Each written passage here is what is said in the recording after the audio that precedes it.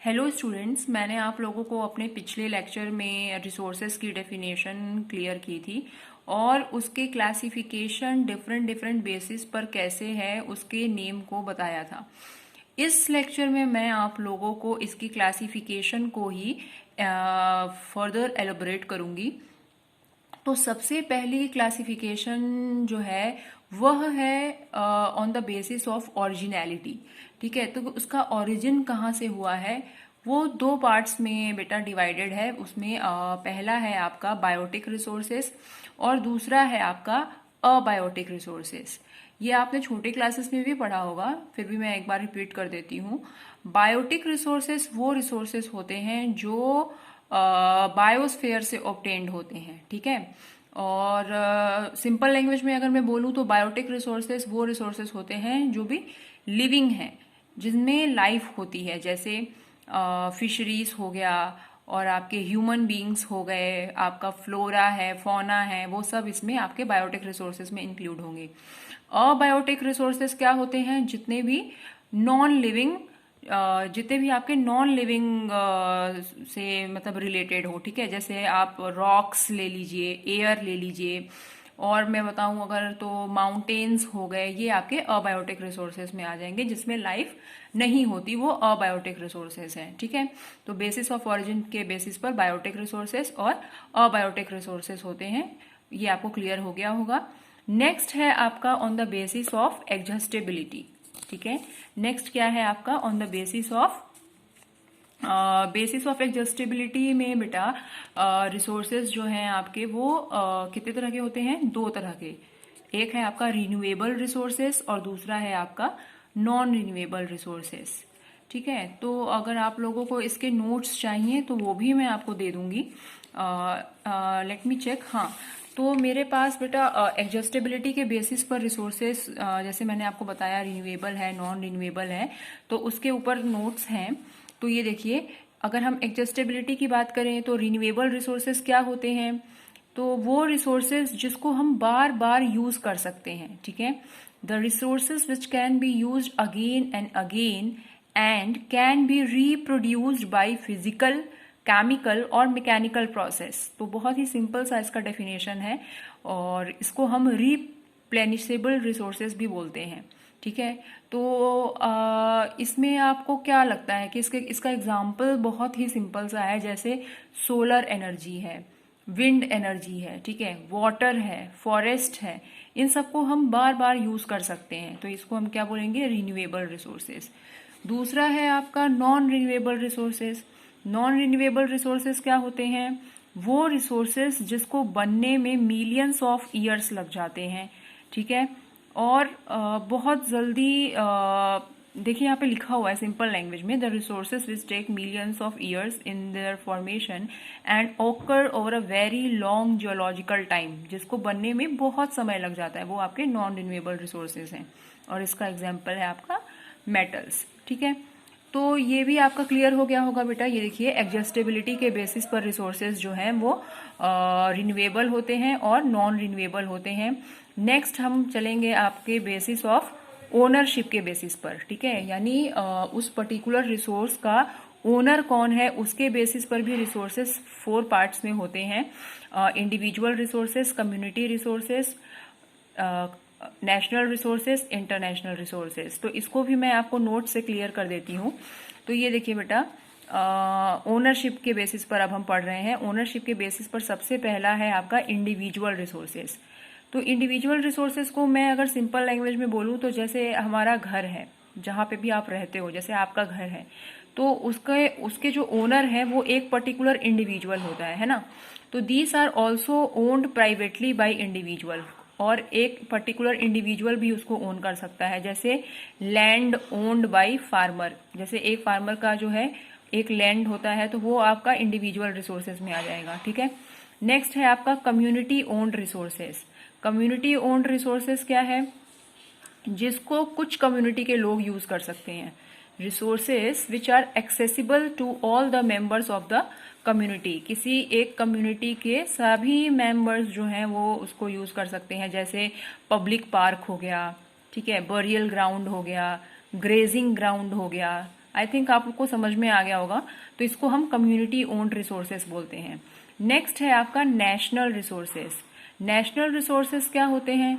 वो रिसोर्सेस जो बिलोंग करते हैं पूरे नेशन को, ठीक है, पूरे नेशन को जो रिसोर्सेज बिलोंग करते हैं वो है आपका नेशनल रिसोर्सेज। जैसे रोड है, ठीक है, केनाल्स है, रेलवेज हैं, जो नेशन के सभी लोगों के लिए है, वो आपके नेशनल रिसोर्सेज में आ जाएंगे, ठीक है। उसके बाद आपका नेक्स्ट है fourth part, international resources. So international resources क्या होते हैं? वो रिसोर्सेज जो ना ही इंडिविजुअल है, ना ही कम्युनिटी ओन्ड है, ना ही नेशनल है, वो आपके इंटरनेशनल रिसोर्सेज हैं। देखिए क्या लिखा है, the resources that do not belong to any individual country, ठीक है, किसी भी इंडिविजुअल कंट्री में वो रिसोर्सेज नहीं आते हैं। It comes under exclusive economic zone.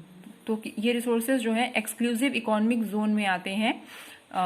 ये अब क्या होता है, ये एक एरिया होता है जो 200 nautical miles from the border area, border area हम कह सकते हैं, यहाँ जो कोस्टल एरिया है उसके 200 नॉटिक माइल्स के जो एरिया होता है, जो जोन होता है, उसको हम एक्सक्लूसिव इकोनॉमिक जोन कहते हैं। वो इसमें आता है आपके इंटरनेशनल रिसोर्सेज में। तो इसको मैं आपको अलग से भी एक्सप्लेन कर दूंगी, बट क्योंकि अभी ये चल रहा है पूरा टॉपिक, तो इसको मैं क्लियर कर दूं आपको, फिर ये एक पर्टिकुलर को मैं आपको अच्छे से एक्सप्लेन कर दूंगी, ठीक है। तो वो सारे रिसोर्सेज जो किसी भी एक इंडिविजुअल को बिलोंग नहीं करते हैं, ठीक है, किसी एक इंडिविजुअल कंट्री को बिलोंग नहीं करते हैं, और जो किस में आते हैं, एक्सक्लूसिव इकोनॉमिक जोन में, वो है आपका इंटरनेशनल रिसोर्सेज, ठीक है। उसके बाद हम करेंगे स्टेटस ऑफ डेवलपमेंट के बेसिस पर। ये देखिए बच्चा, मैंने आप लोगों को basis of origin, biotic, abiotic बता दिया, एडजस्टेबिलिटी के बेसिस पर रिन्यूएबल, नॉन रिन्यूएबल एक्सप्लेन कर दिया, बेसिस ऑफ ओनरशिप के बेसिस पर individual, community owned, national, international कर दिया। अब हम लास्ट करेंगे जो है आपका स्टेटस ऑफ डेवलपमेंट, जिसके बेसिस पर रिसोर्सेस डिवाइड है पोटेंशियल रिसोर्सेस में, डेवलप्ड में एंड स्टॉक एंड रिजर्व में ये डिवाइडेड है, ठीक है। तो इसको भी हम कंप्लीट कर लेते हैं। तो स्टेटस ऑफ डेवलपमेंट में जब हम आएंगे बेटा, तो उसमें सबसे पहला जो रिसोर्स होता है वो है आपका पोटेंशियल रिसोर्सेस। पोटेंशियल रिसोर्सेस क्या होते हैं? वो रिसोर्सेस जो किसी एक रीजन में पाए जाते हैं लेकिन वो अभी उतना यूटिलाइज नहीं हुए हैं। Resources which are found in a region but have not been utilised, ठीक है। जैसे अगर हम गुजरात की बात करें तो वहां पे एबंडेंट एबिलिटी है किस चीज की? सोलर एनर्जी की, ठीक है। तो ये इसका एक एग्जाम्पल है। तो अगर आपसे कोई पूछे कि पोटेंशियल रिसोर्सेज क्या होते हैं, इट मीन्स कि एक पर्टिकुलर रीजन में किसी चीज की पोटेंशियल है, वहां पे रिसोर्सेज हैं बट वो अभी उतना यूटिलाइज नहीं हो रहे हैं, तो वो आपके किस में चले जाएंगे? पोटेंशियल रिसोर्सेज में।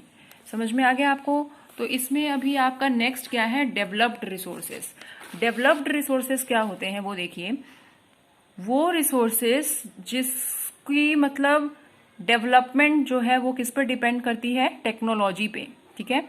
वो resources, the development of resources किस पर डिपेंड है? ऑन टेक्नोलॉजी, एंड उसकी पॉसिबिलिटी पर डिपेंड करता है, उसको हम डेवलप्ड रिसोर्सेज बोलते हैं, ठीक है। जैसे आपका एग्जाम्पल के लिए हम ले सकते हैं पेट्रोलियम। पेट्रोलियम जितना ज़्यादा डेवलप होगा उतना ज़्यादा जो है हम उसको यूटिलाइज करेंगे, ठीक है। हमारे पास जितनी ज़्यादा टेक्नोलॉजी होगी उतना ज़्यादा हम उस रिसोर्स को क्या कर सकते हैं? यूज़ कर सकते हैं, ठीक है। मैं पढ़ देती हूँ एक बार। Resources which are surveyed and their quality and quantity have been determined for utilisation, and the development of resources किस पर डिपेंड करता है? ऑन टेक्नोलॉजी एंड उसकी पॉसिबिलिटी पर। तो ये आपका डेवलप्ड रिसोर्सेज है। नेक्स्ट है आपका स्टॉक। स्टॉक क्या होता है? स्टॉक होता है वो मटेरियल्स एनवायरनमेंट के जिसमें पोटेंशियल है ह्यूमन नीड्स को सेटिस्फाई करने के लिए, लेकिन ह्यूमन बींग्स के पास अप्रोप्रिएट टेक्नोलॉजी नहीं है उसको यूज करने के लिए, तो वो किस में चला जाता है? स्टॉक में, ठीक है। तो वो सारे मटेरियल्स एनवायरनमेंट के जिसमें पोटेंशियल तो है बट टेक्नोलॉजी की वजह से उसको हम यूज नहीं कर रहे हैं, वो स्टॉक में चला जाता है, ठीक है। और रिजर्व्स क्या होता है? The subset of the stock. Stock का ही subset which can be put into use with the help of existing technology, जिसको हम टेक्नोलॉजी के थ्रू यूज कर सकते हैं लेकिन हम उसको यूज नहीं कर रहे हैं। ठीक है, जैसे डैम्स में बहुत सारा वाटर पड़ा हुआ है, अगर हम इसकी बात करें तो जैसे हम हाइड्रो इलेक्ट्रिसिटी से वाटर का इलेक्ट्रिसिटी जनरेट करते हैं, लेकिन सारे डैम्स के वाटर को तो हम इलेक्ट्रिसिटी जनरेट नहीं करते हैं उससे, है ना। तो हम कर सकते हैं but we are not doing just because of what, the lack of technology. समझ में आ रहा है? तो वो किस में चले जाते हैं, हमारे रिजर्व्स में। हम उसको रख देते हैं कि हम उसे फिर कभी यूटिलाइज करेंगे, तो वो रिजर्व्स में चले जाते हैं। ठीक है, तो ये बेटा आपकी क्लासिफिकेशन यहाँ पे कंप्लीट हो गई है। और अगर आप लोगों को समझने में